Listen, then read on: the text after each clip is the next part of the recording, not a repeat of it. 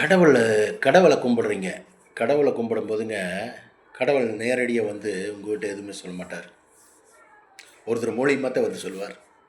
என்னங்க, காலையில தூங்கி எந்திரிச்ச உடனேயே, நம்ம இருக்கிற இடம் யாருது? இந்த இடம் யாருது? நம்ம அப்பா சம்பாரிச்சதா? அப்பா உண்மையா சம்பாரிச்சாரா? ம்? இல்லைங்களா? உண்மையா சம்பாரிச்சாரா? இல்லை நீங்க சம்பாரிச்சீங்களா? உண்மையா? உண்மையை சம்பாரிச்சிங்களா? இல்லை நீங்கள் இப்போ கோயிலுக்கு பழனிக்கு போகிறீங்க, நீங்கள் டிக்கெட்டு வாங்குறீங்க, பஸ்லேயே போகிறீங்க, உண்மையாக சம்பாரித்த காசில் பஸ்ஸில் போகிறீங்களா? ஏது அந்த காசு எப்படி வந்தது? அங்கே உண்டியில் போடுறீங்களே அந்த காசு எது? உழைப்பு இருக்காங்கிறதெல்லாம் நீங்கள் பார்க்கணும். இல்லை அப்பா வந்து ஒரு மாதிரியாக இருந்து அந்த வீட்டை கட்டினாருங்க, எல்லாம் அப்படி இப்படின்னு கட்டினாரு, நானும் அப்படித்தான் கட்டினேன், இப்போ போகிற காசு கூட அது உழைப்பில்லாத காசு தான் அப்படின்னாங்கன்னா அத்தனை வேஸ்ட்டு. கோயிலுக்கு போகிறதே வேஸ்ட்டு. அவரை போய் சந்திக்க முடியாதுங்க. அவருடைய அனுகிரகம் உங்களுக்கு கிடைக்கவே கிடைக்காதுங்க. அவருடைய அனுகிரகம் கிடைக்கணும் நாள் உழைச்சி கட்டணும், வீடு வாசல் உழைச்சி பிழைக்கணும்.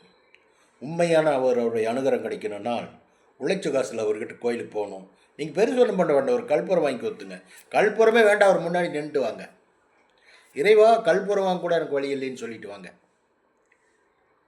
கல்புர கடையே வாங்கி கொடுத்துருவார் அவர். அப்பாறப்பட்ட ஒரு தெய்வம் முருகக்கடவுள். முருகக்கடவுள் அப்பாறப்பட்ட ஒரு தெய்வங்க. என்ன நீங்கள் செய்கிறதுக்கெல்லாம் துணை போகவே மாட்டார். நீ என்னை பங்குதார ஆக்கிறியாம் பார். உழைப்பில்லாத காசு கொண்டு உண்டியில் போட போனீங்கன்னா என்னை பங்குதார ஆக்கிறியா நீ அப்படின்னு சொல்லி கடுமையாக உங்கள் மேலே கோவப்பட்டுருவார்.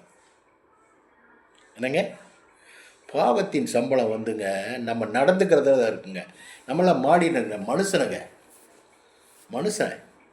மனுஷனை கடவுள் படித்து விட்டார்.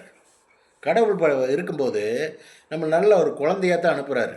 நம்ம தாங்க மண் உலகத்தில் பிறந்து கண்டதெல்லாம் பண்ணுறோம். கண்டதெல்லாம் பண்ணும்போது உங்களுக்கு கூடவே அதெல்லாம் வந்துட்டே தானே இருக்குது. பாவச்செயலெல்லாம் வந்துட்டே தானே இருக்குது. ஒன்று ஒரு குறுக்கோழியில் ஏதாவது காசு வருது, அது துண்டான கிடச்சிருதல்ல, எப்படி வரும்? இந்த மானிடன் உடம்புல என்ன வருங்க? வராது. சத்திய நேர்மை தரும் பிரகாரம் வாழணுங்க, அதுதான் வாழ்க்கை. நமக்கு 110 வயசு, 110 வரையிலும் சைக்காலஜி பிரகாரம் இறைவனுடைய தீர்ப்பு பிரகாரம் 110 வயசு வரையில் ஆயுசு இருக்குது. ஆமாங்க, 110 வயசு வரையில் இருக்குது. எனக்கே வயசு 73 ஆச்சுங்க. இறைவன் எத்தனை நாளைக்கு நம்மளை இந்த மண் உலகத்தில் வீடியோ போட விடுவாரோ என்னமோ நமக்கு அது தெரியாது. அப்படி அவரை நான் கட்டியாக பிடிச்சிருக்கிறேன். கெட்டியாக பிடிச்சி அவருடைய பூஜை புனிஸ்காரம் பண்ணிட்டு அவர் போய் கோயிலில் போய் பார்த்துட்டு சந்திச்சுட்டு அவருடைய இதுக்கு நான் சத்திய நேரம் தரும் பிறகு நடப்பணுங்க. உண்மையாக இருப்பணுங்க, உண்மையாக வாழ்வணுங்க. எதான் பேசி ஏதாவது பண்ணிட்டேன்னு வச்சுங்களேன், ஏதாவது தெரியாமல் பண்ணிட்டேன்னா அதுக்கு உடனே நான் என்ன செய்யணுமோ அதை உடனே செஞ்சிருவிடுங்க. ஒரு தடவை டிஃபன் சாப்பிட்டு வரும்போதுங்க, நானும் நம்ம ஃப்ரெண்டும் டிஃபன் சாப்பிட்டேங்க. ஃப்ரெண்டு கொடுப்பாராக்கட்டு நான் நினச்சிட்டேன், நான் கொடுப்பாருன்னு அவர் நினச்சிட்டார்.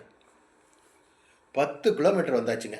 டேய் காசு கொடுத்தியாடா அப்படின்னு நான் கேட்கும்போது, நீ கொடுக்கலையா, நீ கொடுத்தேன்னு நான் நினச்சிட்டேன்னா வண்டி தெல்பட. டே என்னங்க, 2 பேரும் சாப்பிட்டதுங்க கிட்டத்தட்ட ஒரு 400 ரூபா பக்கம் சாப்பிட்டேங்க. திருப்பி 10 கிலோமீட்டர் போய் அந்த காசை கொடுத்து போட்டு வந்தேங்க. அப்படி இருக்கணுங்க. இந்த 400 ரூபா ஏமாத்துறது அவருக்கு தெரியுங்க.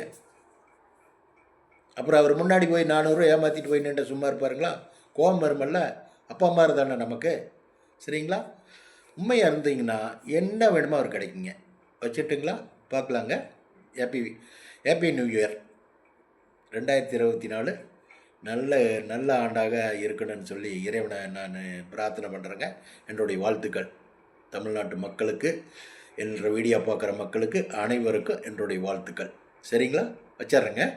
முருகன் துணை. ஓகே.